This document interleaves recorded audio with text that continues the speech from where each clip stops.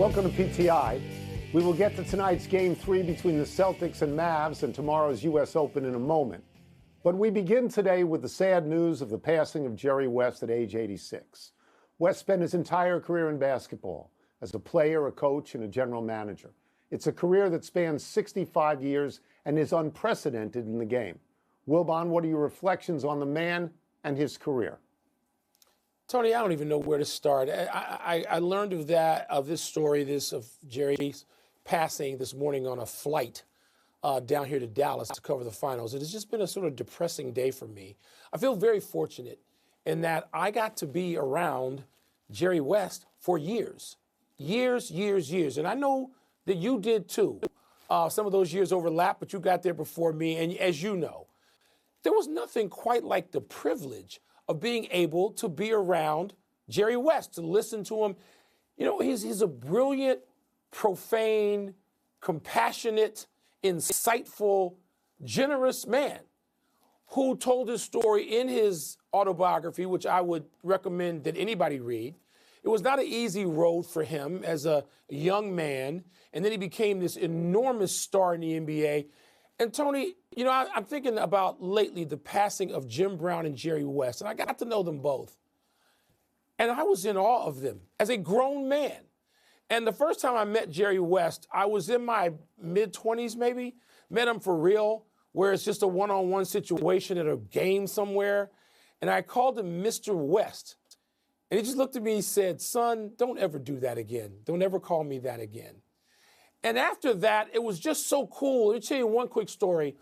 That Jerry West, one of my first games as a kid, my father took me to the old Chicago Stadium, maybe the amphitheater, to see Jerry West, Wilt Chamberlain, and Elgin Baylor. And as you know, you were there as an older kid. Baylor got hurt. He hurt his knee. He couldn't go on that great run, 33 games in a row. And Jerry West went to his house. He went to Baylor's house to say, "No, you can't retire. You can't go away now. We're going to beat the Celtics, Elgin. We're going to beat them this year. You, me, Wilt, Gail Goodrich, we got this." And Baylor said, "I can't," because this was before medical technology, modern medicine. And he couldn't do it. And they sat there and they cried. And they wanted to do this. West wanted to convince him, and he couldn't. As you know, Baylor wasn't on that team. And they did win. They beat the Knicks, not the Celtics. Yeah. And I think about those stories. And I'm going on too long here because you need some time to talk about this. But Jerry, it just depresses me now that Jerry West is gone. So I think that Jerry West has had the most complete career in the history of basketball. He started out as an All-American at West Virginia when he was Zeke from Cabin Creek. He was on an Olympic gold medalist team. He goes to the Lakers, where he's one of the greatest players of all time. He wins a championship. He becomes a coach and realizes that Pat Riley could probably be a better coach than him. So Pat Riley becomes the coach, and he becomes the general manager, where he builds champions, where he has an unbelievable, uncanny eye for talent and gets Kobe Bryant and he gets Shaquille O'Neal. And he does this at other teams as well. Mike, in the last couple of days, you and I have talked about Danny Hurley not going to the Lakers and whether the Lakers should be embarrassed at not being great anymore. When Jerry West was with the Lakers, they were great every single day. Those were the glory days of the Los Angeles Lakers.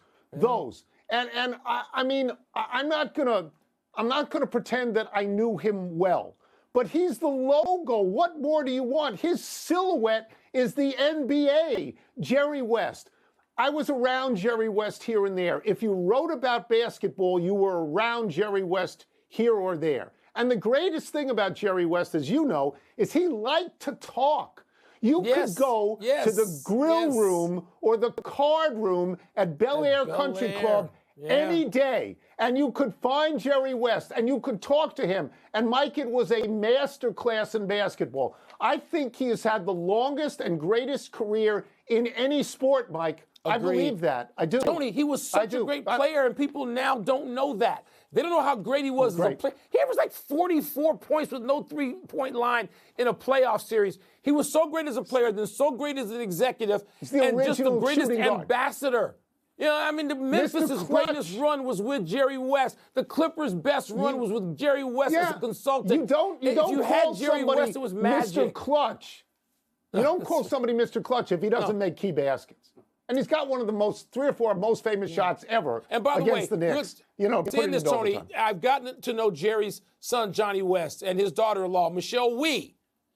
And my sympathies and thoughts go out to them. They are around the game. You can see them both at Golden State, at Lakers games. And it's so cool to see them and Jerry with them. Jerry wasn't a recluse. You could see Jerry anytime you walked into a Laker game. It was it was a privilege and an honor. All right, let's move. Let's move to tonight's Game 3 of the NBA Finals in Dallas. The Mavericks are down 0-2 and facing what feels like a must game. They've gotten almost nothing from Kyrie Irving so far, but many people believe that stars and role players play better at home. Wilbon, you're in Dallas. What are the chances the Mavericks win tonight? Tony, I think the chances may be, I don't know, it's better. I'm going to give them better than 50-50 because I believe the Mavericks are going to win the game. They have to win the game or the series is done. Yeah. And it may go back to Boston in 5, but it's over. And so this is a championship series. Luka and Kyrie, you know, with Jason Kidd leading the way and their top executive, Nico Harrison, they've done a great job at putting this team in position. And I can't see them letting that all unravel here in Dallas. And so I believe they'll figure out a way to win. A lot of this is on Jason Kidd. He's got to help Kyrie be freed up from suffocating Boston defense we saw in the first 2 games. I believe they'll figure that out. And Luka is limping around and holding his ribs and he's hurting. I get it. But I think they will cobble together the effort. Yeah. And I need to see Tim Hardaway Jr. I need to see Tim Hardaway Jr. not be a DNP on the court, make some shots. I believe the Mavericks will win tonight. Yeah, my inclination is to say that the Mavericks will win tonight. My inclination is to say that Kyrie Irving will finally have a good game, and my inclination is to say that Doncic will have a great game. I'm not going to be surprised if he goes over 40. I'm not going to be surprised if he gets all the way to 50. I'm really not. Because as you know, if Boston wins this game, it's over. If you're Boston, you think to yourself, we only have to win 1 in Dallas, and we come back to Boston at 3-1, and we win the series. And so you don't have to win tonight. And if Porzingis doesn't play, I think that helps Dallas. But before I tell you I write off Boston for tonight, as I did in Game 2 mistakenly, I think we have to discuss how they do on the road. Here's how they do on the road. They never lose on the road. They're 6-0 in these playoffs so far, and over the last 3 seasons, Mike, on the road, they're 20-7. 20-7 on the road. And that is Michael Jordan land. That is Michael Jordan land. Yeah. Tony, it is. If they come in here and manhandle them tonight, then we're talking about greatness in the Celtics. Greatness. Yeah. So Dallas knows what it's up against, I believe. The United States Open tees off tomorrow morning. Scottie Scheffler's ranked number 1 in the world, having 5 wins and 2 runners-up in his last 8 tournaments. It's a Tiger-like run, at least a Tiger-like run. So let's ask a Tiger-like question, Tone. Are you taking Scottie Scheffler or the field at Pinehurst? Okay, I would really have to be crazy not to take the field. There's 155 other players in the Open. This is not like the Belmont with Secretariat running against 6 or 7 horses. 155 other people. You know, so I wouldn't even take Tiger against the field. And Scottie Scheffler is the closest thing to Tiger we've seen in a long time. He has now won 5 out of 8 tournaments, which is what Tiger did. And they are great tournaments, Mike.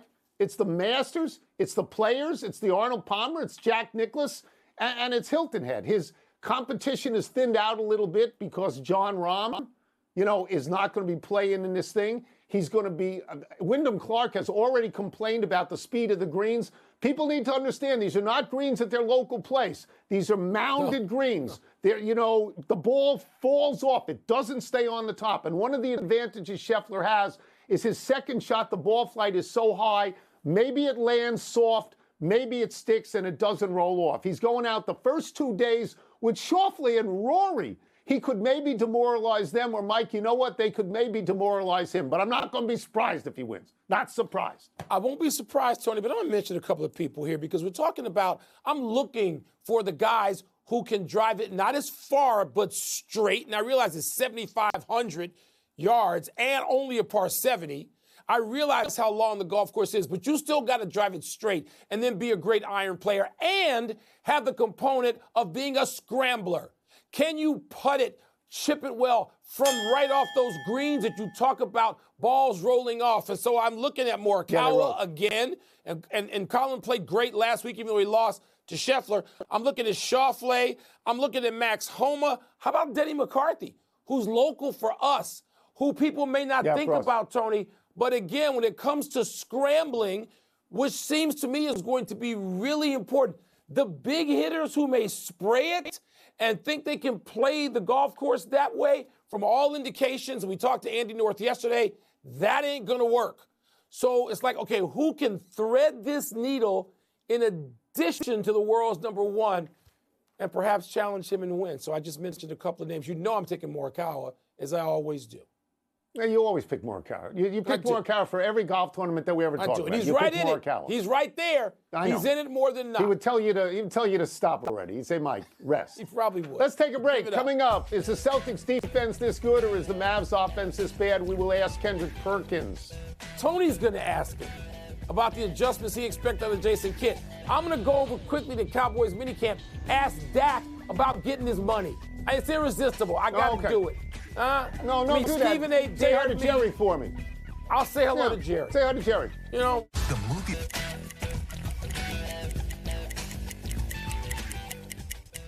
We are giving Wilbon this segment off, and let's get back into tonight's Game 3 in Dallas with a man who's down there for it, our great friend from NBA Today, Mr. Kendrick Perkins. Perk, let's start with this. No one seems to know what to make of the Porzingis injury announcement. It was like 10,000 words and nobody understood it. What do you make of that announcement?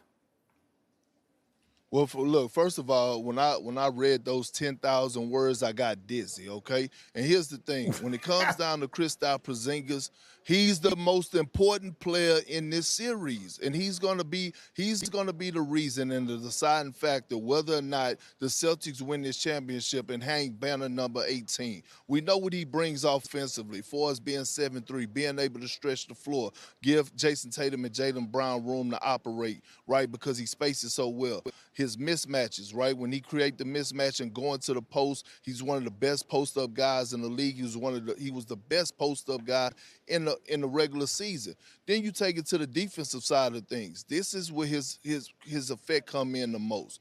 When he's in the game, the Celtics perimeter players they're able to press up and get more physical because of the presence that he brings. And you know, looking at these numbers, Tony, with Kristaps Porzingis on the floor, they're plus 25. Without him on the floor, they're even. So, I mean, it matters if he's healthy or not and if he's going to be available. All right, let's move on because we both watched the first two games of this series, and everybody talks about the Celtics defense, how it's like something Dallas has never seen. Do you think the Celtics defense is that good or that Dallas's offense is that bad? It's Dallas offense. Look, and a lot of blame has to go on Jay Kidd, but look, they have to make shots. Derrick Jones Jr., P.J. Washington, they got to knock down three-point shots. They're wide open. The Celtics are basically playing them like a Russell Westbrook or Draymond Green. You know, and then when you look at their bench, I love what Dante Exum brings to the game. I understand he pushes the pace. I understand he brings a certain type of tenacity and edge. But last game, they only had 7 points off the bench. And I'm wondering why Tim Hardaway Jr. and Hardy are in the doghouse. But that's something they got to figure out. But look, they're at home. Role players play better at home. I expect Dallas to make shots, and I expect Kyrie Irving to get it going. He will get it going. I don't see Kyrie Irving having 3 bad games in a row, and he's getting some good looks. Let's go to Kyrie Irving specifically because he's shot terribly, and he's had open shots, and I don't think he's made a 3 in the first 2 games. We have seen him play infinitely better than this, but not in the last 2 games. Why do you think he's going to be better tonight? because he's Kyrie Irving. He's the most skilled player in my eyes that has ever touched the damn basketball, right? And now he's at home. He don't have to deal with the fan base of Boston, and I do think that played a part in it, right? Now he could be the best version of himself. He feel comfortable in this arena. The fans are going to be behind him. And sometimes even your leader, Tony, and your franchise guy, they need support. They need a key in their back. So Kyrie will play better tonight, and the Mavs will win Game 3. Okay, you're convinced of that they're going to win Game 3, because let's face it, if they don't win Game 3, this series is obviously over. What about Jason Kidd? Are there specific adjustments that you think he needs to make for this game? Well, it's a few of them. One, I hope over the last couple of days he's been holding Kyrie Irving and Luka Doncic accountable defensively, because they've been traffic cones out there. And we knew coming into the series that the Celtics game plan offensively, they were going to involve Luka in multiple actions, and they were going to pick on him. He has to do a better job. Again, I told you earlier in the segment when we talked about, the Dallas Mavericks and their offense, Jay Kidd, again, you have to do better with your rotations. You have to do better with putting guys in position to be successful. Put guys in the game that's gonna knock down shots. You need Hardy. You need Tim Hardaway Jr. They're definitely gonna bring something more than what Maxi Kleber is bringing to the damn game right now. Traffic cones. I love it. Love it. Thanks as always, Perk. Thank you. Appreciate you, Tony. ESPN's coverage of Game 3 starts with NBA Countdown tonight at 7:30 Eastern. We're going to take one last break, but still to come, a big night in New England for Tom Brady. And Rafael Nadal and Carlos Alcaraz will be teaming up at the Olympics. That ought to be gold as far as I'm concerned. That ought to be gold, certainly if they played on clay. I hope we bring Wilbon back to the show. It's tough to do it without him. I love him, as everybody knows.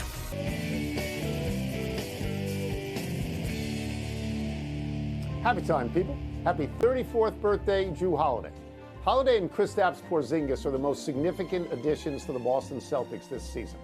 Holiday came to the team from Portland in a trade from Malcolm Brogdon last October. Holiday is a valued point guard who won a title with Milwaukee in 2021.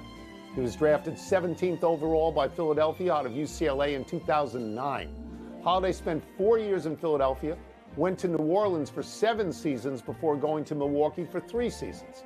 Milwaukee traded Holiday to Portland for Damian Lillard, but Holiday never played there. Holiday is a 2-time All-Star, a 6-time All-Defensive Player, and a career 16.1 points per game scorer. Tony, how about if he leads 2 teams as the lead guard to championships? How about that? 2 different teams. It sort of reminds me, I know they're different stylistically, of Dennis Johnson. The great Dennis Johnson, who wins in Seattle, comes over and wins with the Celtics as well. Drew Holiday, undervalued, but if you're wearing the rings, doesn't really matter. Happy anniversary, Alexander Ovechkin. On this day 16 years ago, the Great Eight won the Maurice Richard, the Hart, the Art Ross, and the Lester B. Pearson trophies, becoming the first player in NHL history to put all 4 in the same year. The Richard was for most goals, the Hart for MVP, the Ross for overall points, and the Pearson for most outstanding player, as voted by the NHLPA and now renamed for Ted Lindsay.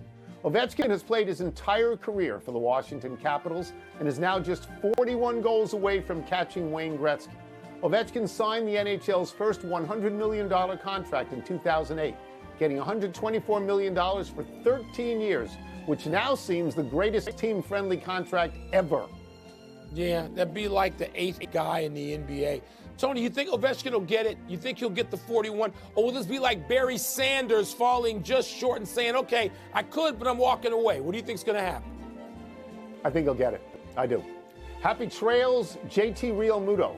The Phillies star catcher is expected to miss about a month after knee surgery. Realmuto had spent only 11 days on the injured list after joining the Phillies in 2019. Since then, Realmuto has caught the most innings in baseball and thrown out the most base stealers. So how do the Phillies cope? Well, Mr. June, Kyle Schwarber, hit 2 home runs last night and now averages 1 homer per every 10.4 at-bats in June. That's better than Babe Ruth. Speaking of homers, Aaron Judge hit his major league leading 25th last night, and the Dodgers got 4 home runs in the 6th inning against Texas from Shohei Ohtani, Freddie Freeman, Teoscar Hernandez, and Jason Hayward. Oh, Wilbon, the big dumper had the game-winning hit for Seattle, a 2-run double. You have this perverse love of Philly. You rooting for Philly and the Yankees or the Dodgers and the Yankees in October? I think it's going to be the Dodgers, but those are the 3 best teams. I don't think there's any question about that. Let's go to the big finish if we could. Rafael Nadal will play Olympic doubles with Carlos Alcaraz for Spain. You got to like that. It's nice, but I'm not going to the Olympics to watch doubles tennis. Sorry. And you know how much I played doubles tennis at some decent level. Tom Brady gets inducted into the Patriots Hall of Fame tonight. What, is that a surprise? It would only be a surprise if he wasn't unanimous. That would be a surprise. That's right. That would be. Jets head coach Robert Saleh says he and the absent Aaron Rodgers are on the exact same page. Do you believe that? Okay, this is not some insider HBO show. I don't want to hear about the Jets until Labor Day. We did that last year, not here. Top-ranked India beat the U.S. today at the T20 Cricket World Cup. Your reaction, sir? My reaction is I don't care about that. We beat Pakistan. Nobody thought we could be on the same field with them. We beat Pakistan. Last one. Men's soccer friendly tonight. USA and Brazil in Orlando. Who you got? The U.S. got starched by Colombia Saturday, in need of a little bounce back, right? But I don't know. I ain't taking that against Brazil. We're out of time. We'll try and do better the next time. Nice to see you back on the set, Pookie. Took that segment off. I'm Mike Wilbon. Same time tomorrow, Knuckleheads. NBA Countdown tonight at 7:30 Eastern on ESPN, 8 on ABC. I talked to Dak. He says he's getting his money.